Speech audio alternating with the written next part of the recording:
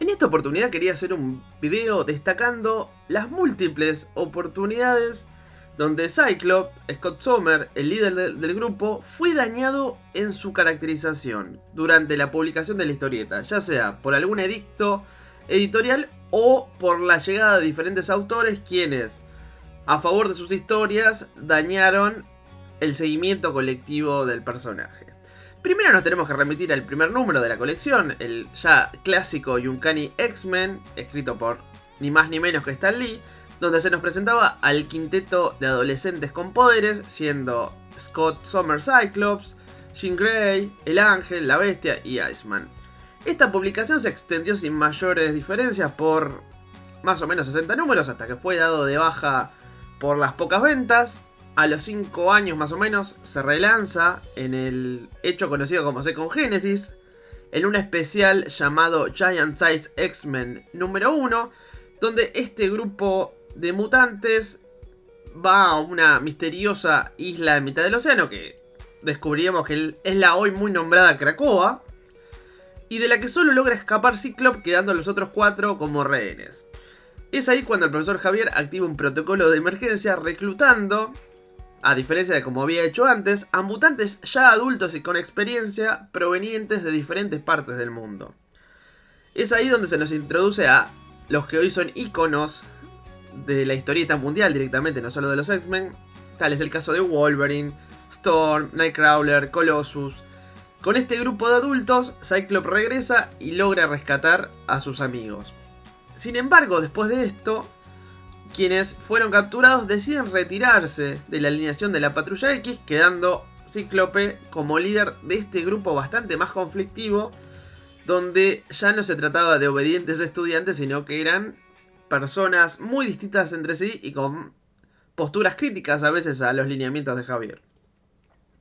Cyclops funge de líder durante varios arcos, llegando a su clímax en la recordadísima saga del Fénix Oscuro, donde Jean Grey cede al lado más oscuro de esta entidad cósmica y fallece en los brazos de su amado.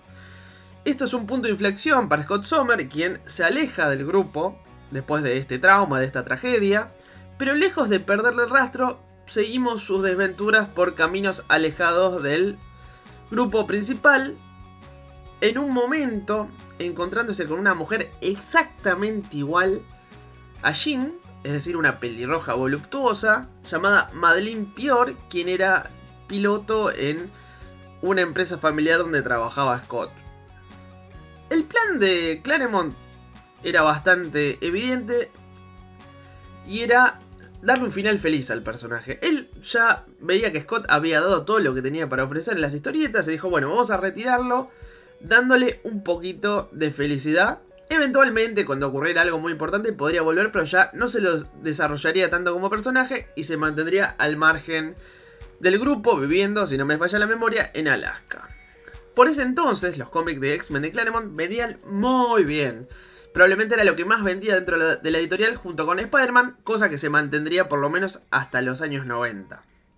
Entonces, la gerencia de Marvel de ese entonces, que era solamente una empresa de historietas, no es como ahora que es un multimedio y que pensaba en series, en películas, que esto y lo otro, su punto de subsistencia eran principalmente las historietas.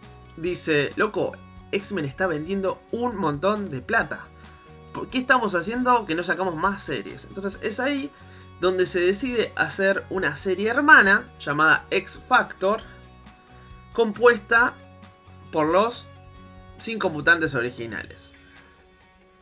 Ahí había un problema, que es que justamente Jean Grey había fallecido durante el arco del Fénix Oscuro, como les conté hace un ratito. Entonces surge la penosa idea, que por medio de un retcon, el cual si están viendo esta serie sabrán que es un recurso que detesto con todo mi corazón, dicen que en realidad la Jean que murió era una copia realizada por el Fénix y que la Jean original estaba descansando en una larva en la costa de Jamaica. Entonces Jean en realidad nunca murió, la que murió fue un cuerpo creado por el Fénix. Acá ocurre probablemente lo que es uno de los momentos más penosos de Scott Summers como personaje, al cual Chris Claremont se opuso rotundamente, y al cual los lectores en algún punto se sintieron traicionados y horrorizados, que tenías a un Scott feliz y retirado viviendo en Alaska con Madeleine Pior y con su hijo recién nacido, Nathaniel, que era un bebé, y al enterarse de que su exnovia, la cual creía fallecida, los abandona y vuelve corriendo a Nueva York, donde forman un grupo junto con sus otros compañeros de la primera época llamado X Factor. O sea, Scott se convierte en un papá luchón. El mismo Scott que era el eje de la moralidad, que en personalidad podría parecerse mucho al Capitán América de repente, ahora se convertía en una persona horrible que, con tal de ir atrás de una vieja novia, abandonaba a su mujer y a su hijo. Horrible, espantoso, un desastre. Por medio de los cómics subsecuentes se intenta un poco arreglar este desastre que se había hecho, el cual, en mi opinión, nunca se llega a poder solucionar completamente. Después, con retcon posteriores, medio que quieren deshacer a la imagen de Madeleine Pior, estableciendo que siempre había sido un clon creado por el Señor Siniestro, y medio que la sacan de juego en la saga conocida como Infierno. Y después al bebé lo sacan de juego en un arco donde es infectado por el Tecnovirus de manos de ni más ni menos que Apocalipsis, y va al futuro para intentar curarse, qué sé yo, qué sé cuánto. Después nos enteraríamos que era un personaje que ya estaba establecido, generando una especie de paradoja, el cual era Cable. Pero esto nos dejaría un ciclo bastante limpio como para retomarlo, digamos, sin toda esta telenovela que habían generado, ni todas estas manchas en su currículum.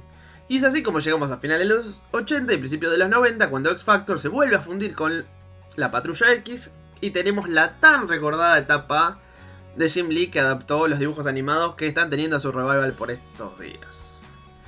Después de esto tenemos a un Cyclops virtuoso, muy querido, el que recordaremos todos básicamente, hasta que a mediados de los 90, ya promediando los 2000, termina siendo poseído por Apocalipsis en el evento conocido como los 12, y después se lo da por muerto. Obviamente al poco tiempo se lo revive, supongo yo, teniendo en cuenta que por ese entonces estaba saliendo o estaba por salir la película con actores reales, donde Cyclops era de uno de los personajes más prominentes. Entonces no era la mejor idea del mundo deshacernos del personaje cuando justamente estaba teniendo un grado de exposición con el que no había contado desde que se había lanzado la serie. Entonces, con estas típicas movidas de los cómics, lo traen a la vida en una miniserie llamada La búsqueda de Cíclope, si no me equivoco.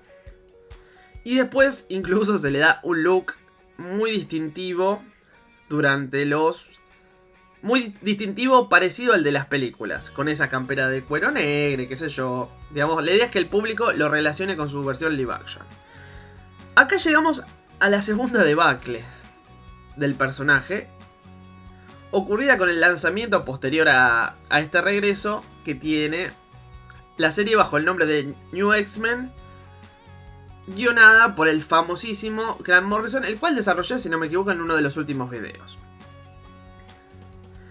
Acá tenemos dos cuestiones. Por un lado, los cómics bien habían planteado que el Cíclope que volvió después de esa experiencia de ser poseído y de morir tenía algunos problemas, como que al tener Apocalipsis adentro algo en él había cambiado, pero no se llegó a ver del todo bien porque justo hubo un recambio de creativos. O sea, no se llegó a explotar en qué había consistido ese cambio. Después, en la etapa de Morrison, algo de esto se menciona muy al pasar, y es lo que da pie a que haga una especie de terapia psicológica con Emma Frost, quien en la Nación de Genosha hacía de consejera mutante. De hecho fue docente también durante los 80 de los Hellions, y después fue la directora de Generación X, o sea, y después en Genosha también era, además de consejera, tenía una escuela, o sea, era una persona como muy pedagógica, y que también fungía a veces de psicóloga. En los 90, si no me equivoco, hay un número donde también ayuda a Iceman, que tenía un problema con sus poderes. O sea, tenía como esta característica de que era como una especie de psicólogo mutante. Entonces, bueno, lo ayuda o lo intenta ayudar, y se terminan enrollando en un romance, traicionando a Jean Grey, y Jean Grey va a buscar a Wolverine. O sea, se da toda una situación donde básicamente, como ocurrió con la etapa de X Factor, Cíclope se vuelve un patán. Un patán que no soluciona esta situación, sino que la propia trama, como ocurrió antes, se lo soluciona por él. Y es que, volviendo al siempre vigente recurso de retornar éxitos del pasado, otra vez Jean se convierte en el Fénix Oscuro y muere. Entonces queda libre el camino para que Cyclops se vuelva a la pareja de Emma Frost, lo cual se sostiene por muchos años, hasta que llegamos a la tercera y última por ahora mala caracterización del personaje en el evento Avengers contra X-Men, escrito por el siempre polémico Brian Michael Bendis. En este caso tenemos, como dice el título, un enfrentamiento entre tal vez dos de los grupos más conocidos de la editorial, los mutantes y los Vengadores, que son un rejunte de los superhéroes más poderosos del mundo, como lo suelen vender. Este conflicto se da en el contexto del regreso de la Fuerza Fénix, que podría ayudar a los mutantes en un problema que se estaba, digamos, desarrollando durante los últimos años de publicación, que era justamente que a partir del evento House of M, la mayor parte de los mutantes se estaban quedando sin poderes. O mejor dicho, se habían quedado sin poderes y la población mutante se había reducido un montón. Entonces, con este regreso de la Fuerza Fénix a la Tierra, tenían la posibilidad de volver a despertar esos genes latentes y volver a ser una población como lo había sido desde siempre, por lo menos desde el principio de la publicación de las historias de los X-Men. Bueno, los Avengers dicen, están del tomate, vamos a terminar con la Tierra reventada, el Fénix es una entidad que no se puede controlar, entonces los dos grupos chocan. Este combate se resuelve parcialmente con la división del poder del Fénix en 5 huéspedes, los cuales, si no me falla la memoria, son Cyclops, Emma Frost, Namor, que es un mutante, y los hermanos Peter e Illyana Rasputin.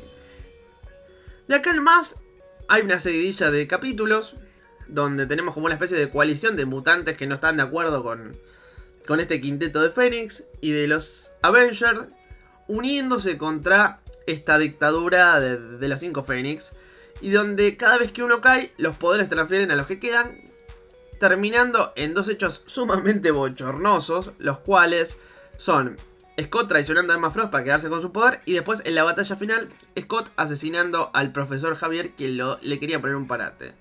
Un desastre, la verdad. Imaginar solamente a Scott matando al profesor Javier me da vergüenza y no tiene nada que ver con los cientos de cómics que se publicaron antes. Y bueno, de acá siguen sobre esta línea donde Cyclops después arma un grupo rebelde que, digamos, intenta defender a los mutantes de una postura más agresiva, pero ya es como que la caracterización de Scott queda como la de un imbécil.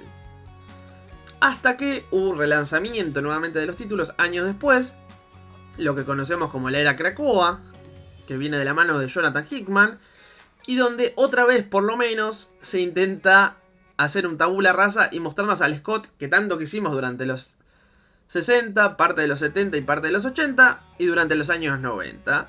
De repente todos los crímenes del pasado de Scott medio que son redimidos. Por ejemplo, acá tenemos a una versión joven de Cable que había sido introducida en un evento bastante fulero llamado Children of the Atom, anterior a esto de Krakoa, donde el Cable viejo fallecía y aparecía uno más joven. Entonces Hickman lo que aprovecha en su arco es justamente mostrar a Scott como un padre, y en algún punto Jean hace de madre, como habiendo absorbido a Madelyne Pior en un evento anterior. También como que intentan acomodar las cosas para hacer un inicio limpio otra vez y que las relaciones sean más sanas. Por ejemplo, también tenemos una buena relación con su otra hija, que es Rachel Sommer, que no la nombré, pero viene del futuro, de días del futuro pasado, y que formó parte de los X-Men durante una buena parte de los 70 y de los 80. Y también con sus hermanos Havok y Vulcan, el cual fue introducido en un retcon allá por los años 2000, después de la época de Morrison. Así que bueno, acá hice un repasito de los 3 peores momentos del personaje. Coméntenme ahora a ustedes qué les parece, los leyeron, están de acuerdo conmigo, o por el contrario, tienen algún tipo de punto de vista, les gustaron, por ahí soy yo el que está equivocado. Esto no es absoluto, son siempre opiniones. Y si te gustó el video, te agradecería que me dejes un like. Y si das la casualidad de que este es justo tu primer video en el canal de Papalopoulos, en esta serie de cómics en el recuerdo, te invito a suscribirte y por supuesto a ir a toda la lista de cómics en el recuerdo y ver los demás videos. Hasta la próxima.